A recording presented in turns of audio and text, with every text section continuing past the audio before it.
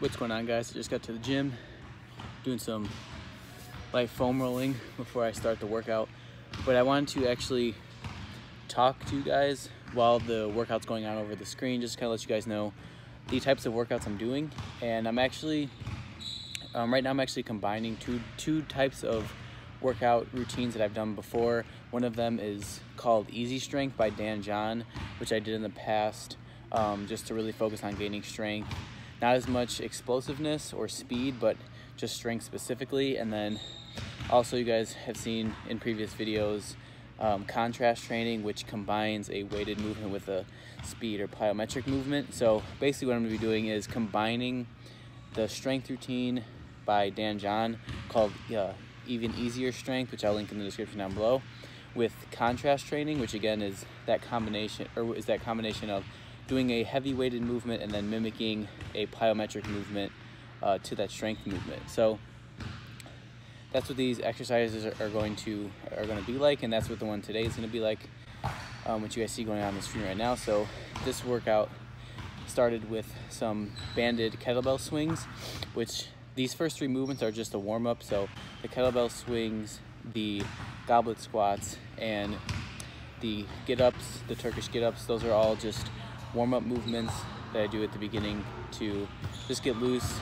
But I've also added these 7-way hips to this, which I talked about in a Q&A, I believe, the last Q&A I did, or the last video, one of those two, which I saw from a video by Ryan Flaherty. And this is just really to open up your hips, your glutes, and specifically your glute med, which is the opposite muscle to your adductors. So if you guys have problems with your knee caving in, I think it can help to do these 7-way hips to strengthen your glute med. But really, this is just a great routine to do at the beginning of your workouts, or just any time to really engage your glutes and loosen those up. So started off with those 4 movements and then got into more of the strength and speed explosiveness aspect of this workout, which right now the aspects of the easy strength routine combines a push movement, a pull movement, a hinge movement, and a squat movement. But I'm doing a Hex Bar Deadlift, which combines the pull and the hinge movement. So that's the exercise I chose to do for those 2 movements. And I'm also doing a lot of these exercises with the band. Really any exercise I can do with a band, I've been doing with a band, just to really focus on the concentric phase of the lift, just to make that harder and increase the tension as I'm going through that phase of the lift. So yeah, so that was for my hinge movement.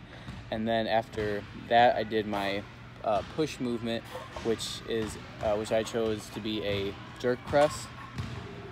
And these I'm focusing on doing fast, but again, also working up to do as much weight as I can while maintaining speed. Again, and with the Even Easier Strength routine, that's really what I like about it, is that it combines heavy weighted movements with the focus to still be on moving the weight as fast as possible. So with this whole routine, there aren't that many reps and sets. Like the set and rep range isn't very wide. I think today was the widest set and rep range, which is 5, 3, 2. The other days it's in the first day it's 2 sets of 5, and then I think the set and rep range decreases throughout the rest of the workout. I'll have to look in the routine again in the Even Easier Strength, but yeah, I think it's good, so that way you have more energy going through whether you're dunking or going through other workouts throughout the week, or even playing basketball or whatever it is that you're doing. You have energy to still perform those skills, but I think it helps when you go back to the workouts to have that strength to do these workouts every day throughout the week that you're doing them. So that's another aspect. That's another thing I like about this routine. But I then moved on to the squat movement, which I've picked Bulgarian squats for this routine, or for this first beginning phase, I guess if you can call it. And I'm using the safety bar, which my gym actually just got, and I've used this once before here just to see kind of how it worked. and I really like it. It takes a lot of the pressure off your spine when you're squatting. If you guys have access to a safety bar, I would definitely recommend using it. But yeah, I just did safety bar Bulgarian squats here, and I moved up in weight every time. And again, using the bands with this added a challenge in the concentric phase really made it hard to press up and stabilize my leg the whole time. So finished up with those. But the way that I'm incorporating the contrast training into this is that I'm doing the heavy weighted movements that are in the even easier strength, and then I incorporated the single leg sprints as the plyometric movement in this workout, which isn't recommended in the even easier strength routine. But again, I wanted to work in some kind of plyometric speed, explosive movement into this workout that I'm doing by combining the even easier strength with the contrast training. So I think this is going to be a fun way to kind of add some new variation into the types of workouts I've done. Like I said, I've done these two types of training before, but just combining these two different ways of training, I think is going to create more of a challenge. And then also I think I'll see improvements that I've yet to see in any of the other types of training I've done. And then in the last part of this workout,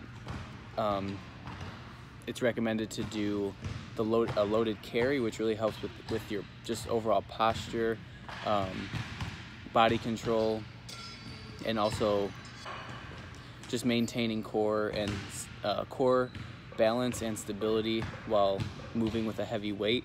So for the weighted carries, it's just 110 yards total, and I used 70s for the 110 yards, and then I finished off with the TRX band, I guess fallouts you can call them, just to do a challenging ab exercise for the end of this workout.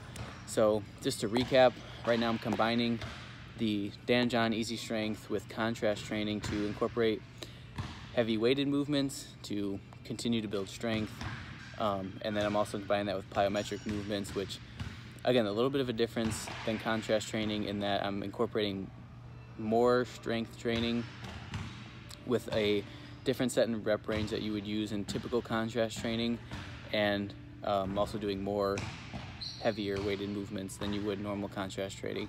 But with this, I'm combining it with contrast training by still including a quick plyometric type of jumping or sprint movement, which I'll change up probably every workout. So this time I did a single leg sprint. Next time I might do like a depth jump or something like that, and then I'll still be dunking. I'll be dunking more consistently soon, but I'll be dunking more consistently on the side while I'm doing this routine. So that's pretty much it for this little talk through of this workout.